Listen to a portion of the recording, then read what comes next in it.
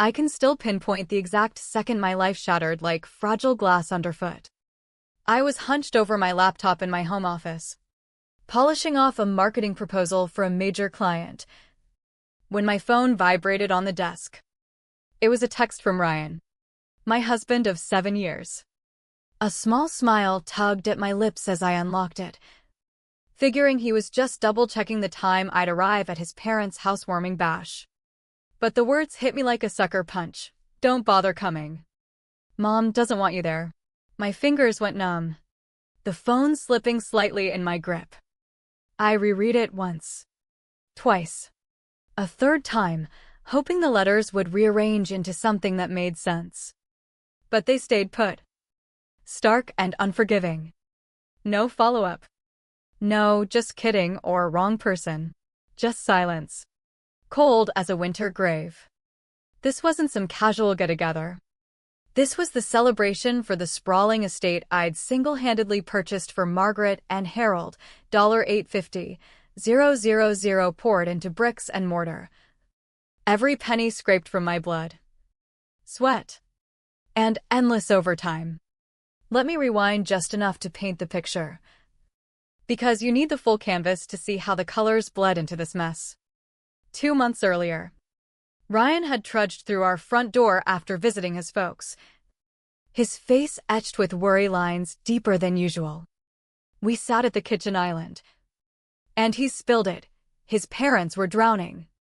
Their run-down split level needed fixes they couldn't swing, and mortgage payments were piling up like unpaid bills.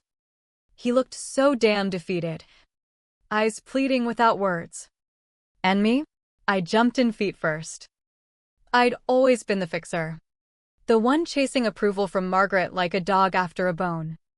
7 years married to Ryan, and she'd never warmed up. Her smiles were polite masks, her words laced with that condescending edge, like I was some naive kid playing at adulthood. But I kept pushing, kept hoping one day she'd see me as family, not the outsider who snagged her precious son. So when Ryan laid out their financial woes, I saw my shot not just to bail them out, but to earn my place at the table. I decided right then I'd buy them a dream home, surprise them at their 40th anniversary dinner. For those 2 grueling months, I burned the midnight oil, landing extra freelance gigs in digital marketing, sacrificing weekends and sleep. Ryan assumed it was just work overload. He had no clue I was funneling every bonus into a down payment fund. I toured property after property, obsessing over details until I found the one, a 5-bedroom colonial in a leafy suburb, complete with vaulted ceilings, a chef's kitchen, and a sprawling yard. I pictured Margaret hosting bridge games there, Harold tinkering in the garage, family barbecues on Sundays, laughter echoing off those hardwood floors I'd helped select. The down payment wiped me out $300, 000 from savings, business reserves, and cashed-out investments. But hey, this was my golden ticket to belonging. The reveal came 3 weeks back. At a cozy family dinner, just us, Ryan's parents, and his sister Samantha. I presented the deed in a ribbon-tied envelope, heart slamming against my ribs. Margaret peeled it open, scanned the page, her face a blank slate. I braced for the waterworks, the embrace, the "you're like the daughter I never had." Instead, she offered a thin-lipped smile and murmured, "That's quite the gesture." No fanfare, no gratitude, just dismissal, like I'd handed over a store-bought casserole. Samantha piped up instantly, "So, when are you hooking me up with a condo?" No congrats. No thanks, just entitlement dripping from her words. Harold was the outlier. His eyes misted over as he pulled me into a bear hug, whispering thanks on repeat. That softened the blow a bit. But Ryan? He was oddly subdued, pecking my cheek with a mumbled, "That's sweet of you," tension radiating off him like heat from a stove. I brushed it off as shock from the grandiosity. In the weeks that followed, They settled into the estate. Margaret's calls were a parade of gripes. The plumbing pressure was off. One bedroom's paint clashed. The lawn needed professional landscaping. Never a thank you, just nitpicks that gnawed at my patience. I swallowed it, blaming move-in stress. Then came the housewarming invite, a blowout with over 30 guests, friends, neighbors, cousins I'd barely met. I shopped for the perfect outfit, pondered potluck contributions, even splurged on a new sundress. And now, here I was, mid-Thursday grind, staring at that damning text. Don't bother coming. Mom doesn't want you there. I fired back a single word, understood. Anything more might have cracked my facade, unleashing pleas or accusations I couldn't reel back in. No more begging for crumbs from this clan. As I sat there, proposal forgotten, coffee turning tepid, the world outside my window mocking me with its sunny indifference, something inside snapped into focus. The haze of 7 years lifted, revealing the rot beneath. Flashbacks hit like waves, every family trip I'd bankrolled, every loan to Samantha that vanished into thin air, every lavish gift Margaret accepted with a sniff, Ryan's endless excuses for his mom's frostiness, the $12,000 Samantha borrowed for a vague startup that fizzled, Margaret's Christmas jab, "You work like a man, no wonder no kids yet," Ryan's silence, never once defending me, and that estate, the one I'd nearly broken myself to secure, where Margaret was now toasting without me. The clock read 2:45 p.m., party at 6 o'clock. 3 hours. I snatched my phone, dialed call after call, voice steadying with each one. By the end, calm settled over me like armor. Purse in hand, keys jingling. I headed out. One final errand before gate-crashing that shindig. Folder tucked under my arm like a loaded weapon. The drive felt electric. Clarity pulsing through my veins. For the first time in years, purpose replaced desperation. But to grasp why that folder held such power, you need the backstory of how I landed here. Wheels turning toward reckoning. I met Ryan 8 years ago at a bustling downtown cafe.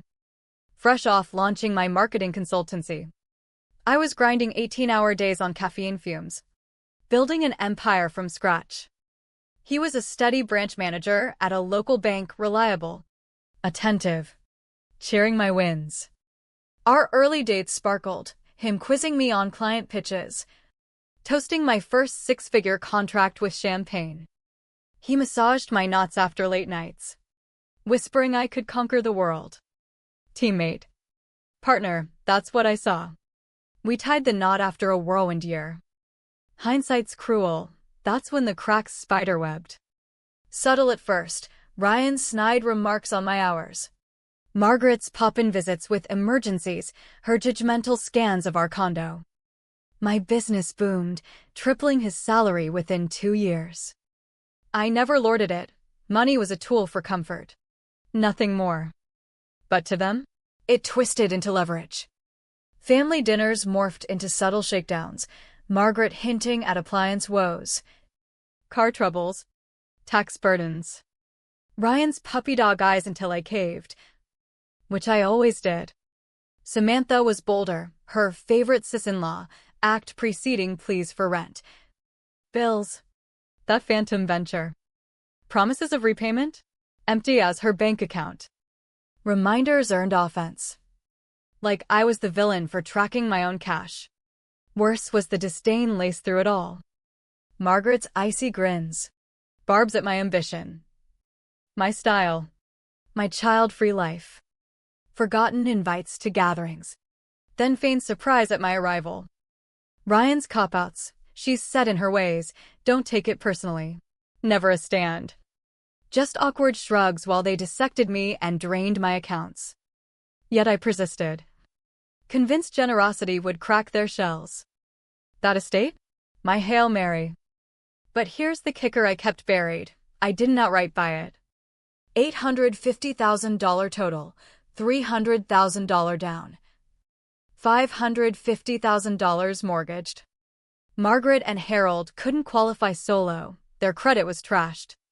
Income nil in retirement. So I co-signed, tying my stellar finances to theirs. Thought it was noble. Enabling their golden years. Signed stacks of docs, including a co-borrower clause allowing withdrawal rights, transfer, buyout, or forced sale. Never dreamed I'd invoke it. Pictured harmony. Not this. But that text flipped the script. In those frantic hours, I rallied my arsenal. First, my lawyer, Sarah, a no-nonsense contracts whiz. I vented the saga. She outlined options, prepping forms on the spot. Next, the lender, withdrawal process confirmed, docs requested. Then my financial advisor, asset breakdown. Turns out, most were mine solo: our home, premarital purchase, business, car, retirement. Finally, my sister Elena, a family law pro out of state. She couldn't rep me, but advised, Emily, you're not shattering them, you're escaping a cage you never belonged in. Truth bombshell. I'd bartered love with dollars, only to be ghosted at my own funded feast. Pulling up to the estate. Driveway jammed with cars. Windows aglow with merriment. I group texted, outside. Need signatures on house docs. Legal urgency. 5 minutes. Door flew open. Samantha in a slinky cocktail dress. Wine in hand. Scowling like I'd crashed her prom.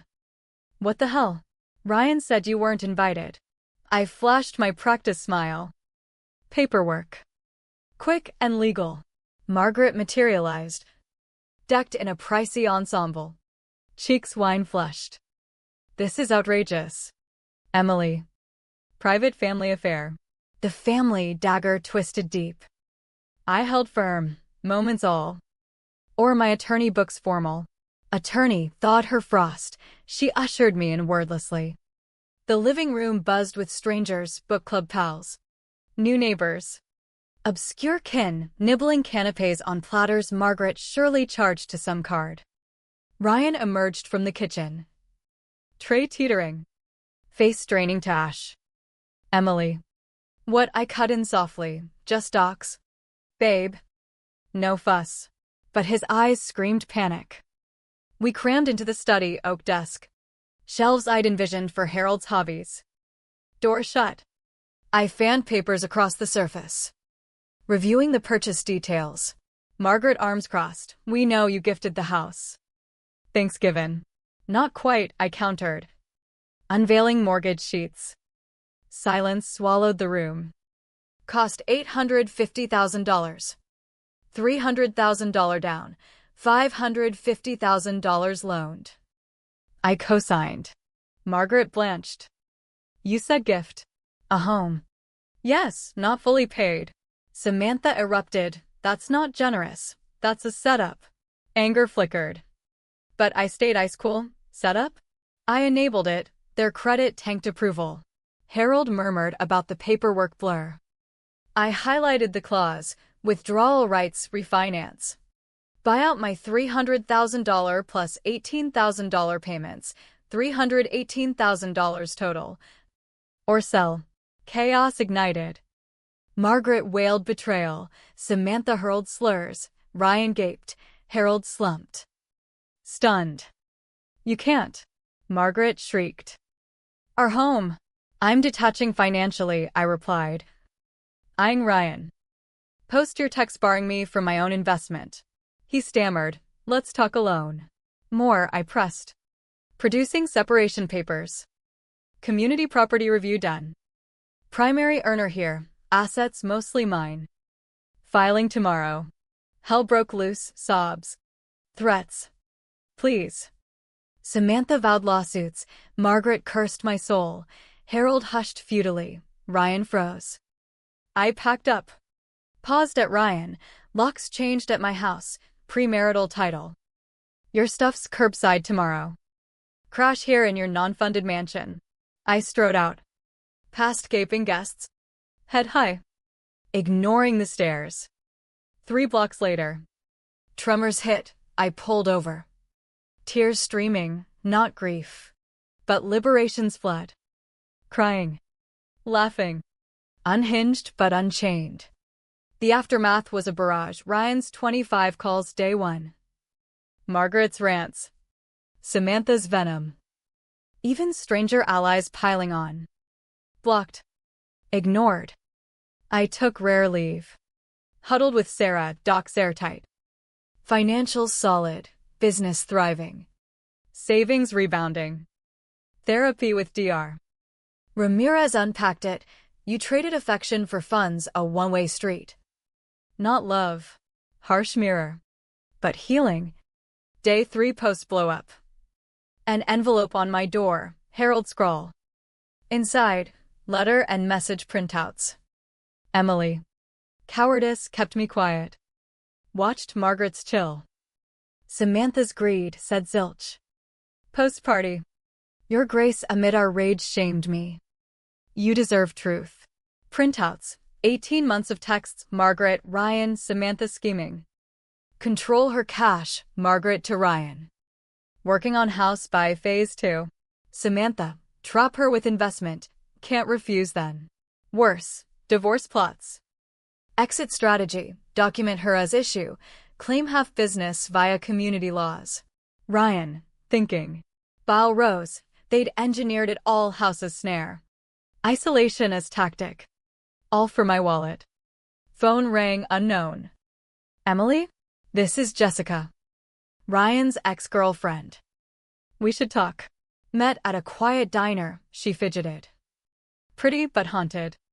Didn't know he was married, said divorced. You the greedy ex. Samantha's posts exposed lies. Screenshots poured in, Ryan's vents, she controls via money, post-divorce freedom. Half her empire mine. Planning trips on my dime with her. Why help? Right thing. He's user.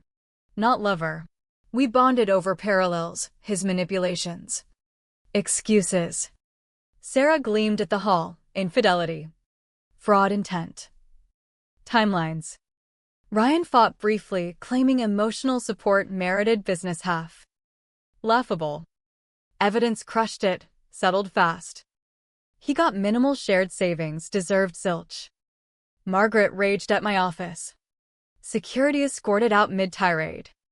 Estate sold for $870,000 after fees / mortgage / my recoup.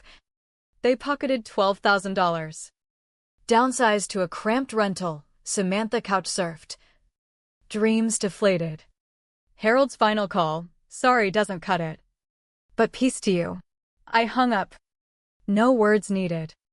The price of my choices? Scars. But strength forged. Betrayal's sting fades, freedom's roar endures.